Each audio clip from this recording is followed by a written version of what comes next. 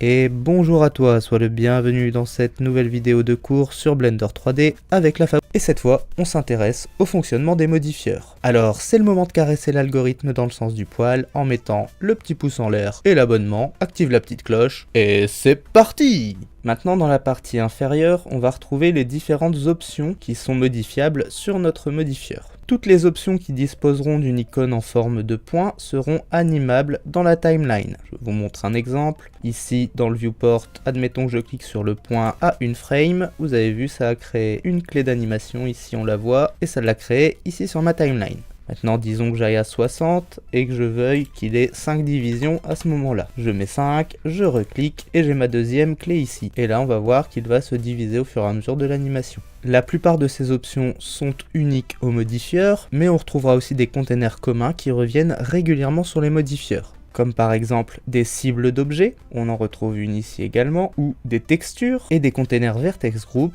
qui vont permettre de n'affecter qu'une partie du maillage qui sera affectée à un groupe de vertex. Pour savoir comment créer un groupe de vertex, je vous renvoie à la partie 2 du cours de la modélisation. On retrouvera également assez régulièrement des règles de force ou d'influence qui permettront donc d'augmenter ou de réduire l'influence du modifieur sur notre mesh. Et pour terminer avec les modifieurs, je vais vous en présenter quelques-uns, ce qui va nous permettre de voir l'importance de la pile. Pour que ce soit plus fun, pour la première pile, je vais supprimer le cube et aller chercher une Suzanne.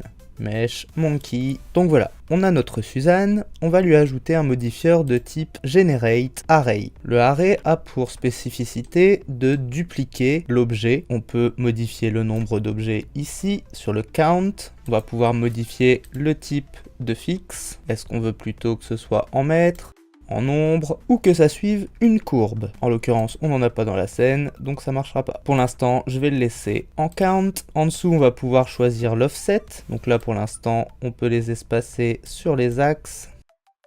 Mais on peut aussi choisir une offset constante. Et on va pouvoir choisir la séparation en mètres sur les axes.